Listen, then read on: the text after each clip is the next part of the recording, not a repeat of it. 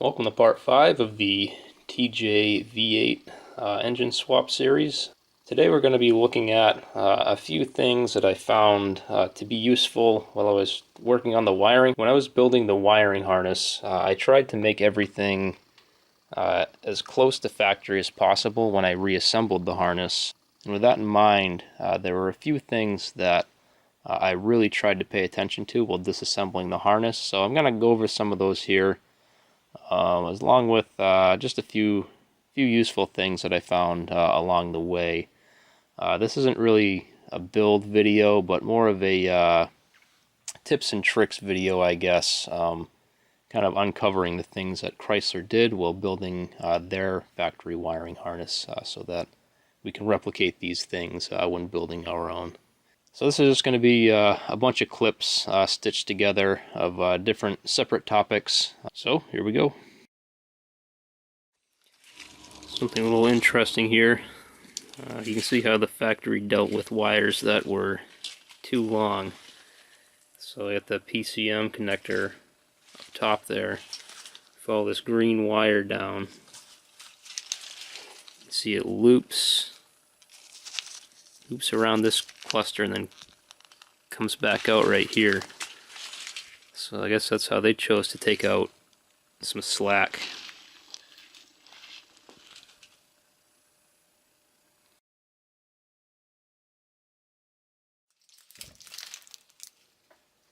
So as I'm moving along different points in the donor harness and taking certain connectors or wiring sections out of it, and not taking apart the whole thing. So I'll take this piece here, this section, where most of this I don't need, but I just took a few wires out of it.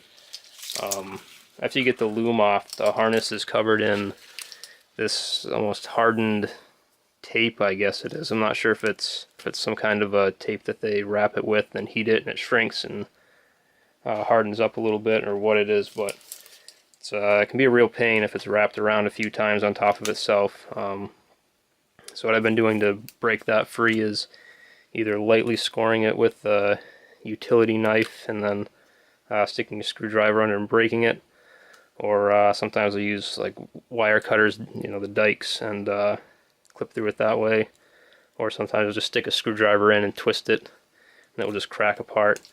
But obviously once this is broken apart, the wires can start running all over the place. So something that I should have been doing a little sooner, that I only recently started doing, was so say I'm chasing two wires out of this section of the harness here, so I'll pull them through, I'll break the existing tape, and then I'll get them past that point, and once they're say about here, I'll take some electrical tape and just wrap one wrap, maybe two wraps around, just to hold everything together, and then I'll keep moving down, do the same thing as I go all the way down.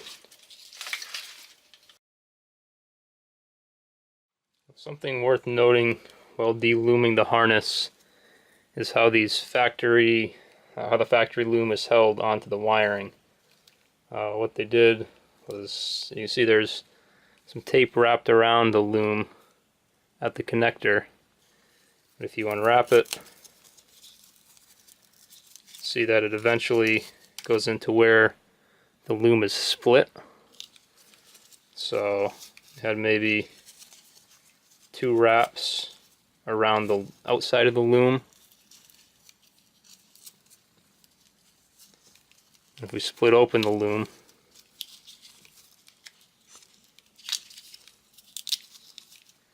you can see that it's wrapped around the wire on the inside as well.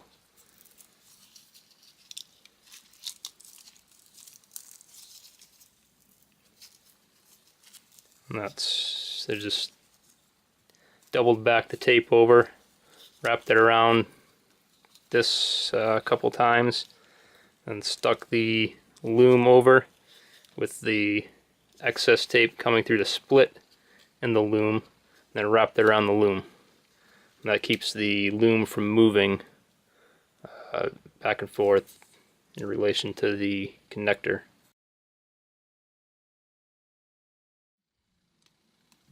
For reference, this is how factory Branches like this are taped together with the loom.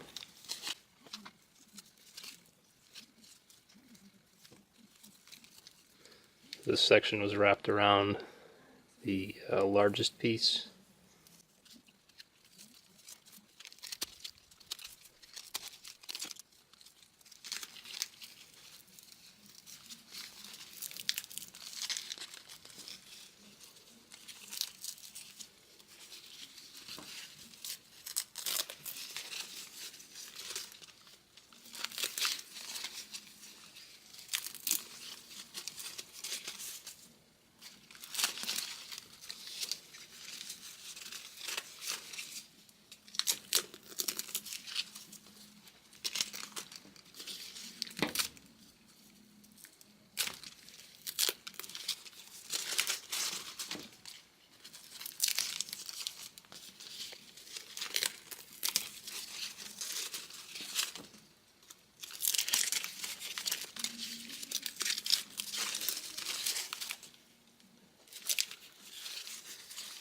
And from here it goes into the loom.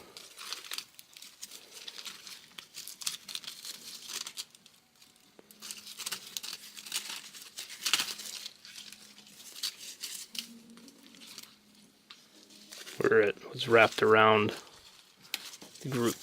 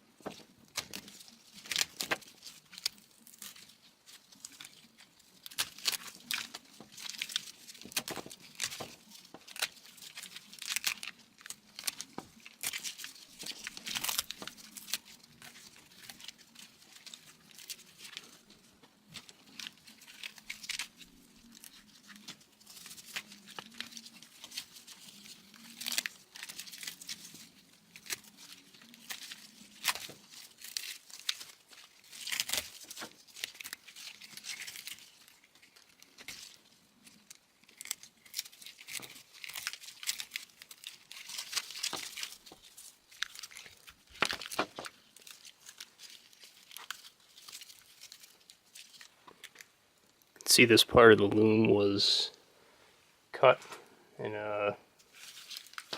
almost a spiral around to allow for the sensor to come out.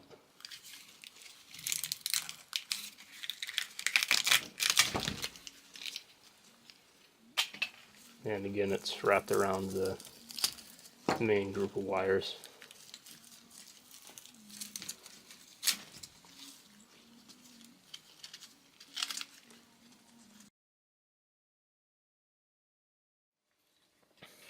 So it turns out depinning one of these PCM connectors is a lot easier than I had originally anticipated it being. So the process with that, actually I already pulled off the plastic backing that's on there. That's just a couple tabs that slide into these slots on the top and on the bottom, and just use a screwdriver to push those down and pop the back piece off. Once that's all apart, and you can see a little blue spot right there, and two spots right here. What this piece is, this blue piece that's in here, slides back and forth. And that's the safety for these pins and this connector. So if I'm going to pull out one of these, first thing to do is take a screwdriver and push the blue spot right there in that way, and that will release the safety. Then from there, actually make a special tool. I believe it's made by Miller Tools. Could be wrong on that, but what it is a little cone-shaped plastic tool with a channel that slides around the wire, that slides into these prongs. You slide it in, hold it with the tool, pull it out, and it will release the wire. And to figure out how this actually comes apart, so here's what's left of the connector that I destroyed figuring out how to take it apart. To disassemble it, you're basically going to have the pieces stacked like this. So you get the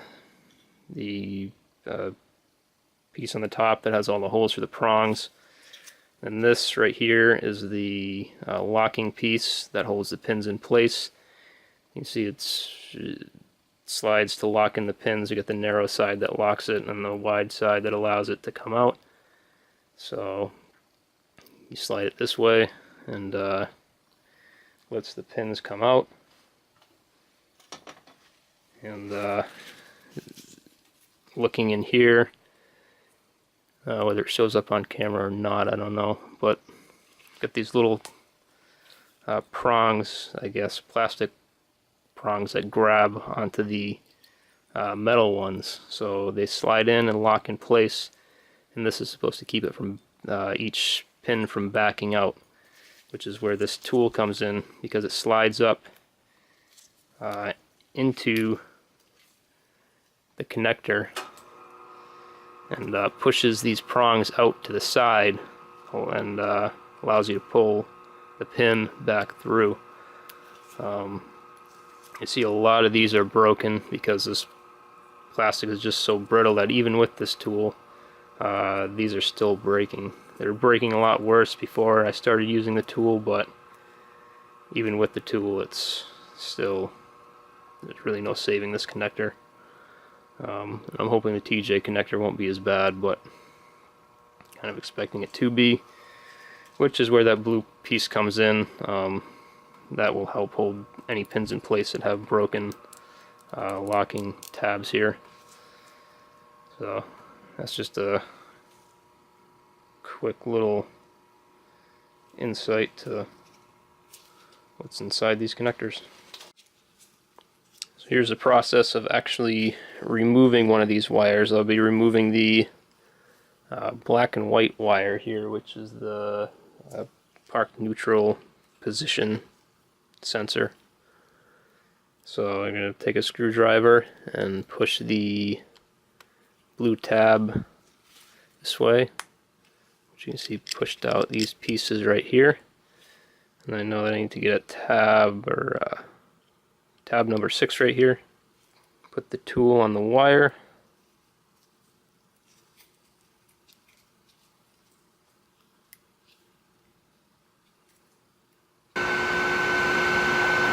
Slide it in as far as it will go, and grab the tool and the wire at the same time and pull out, and it's that simple.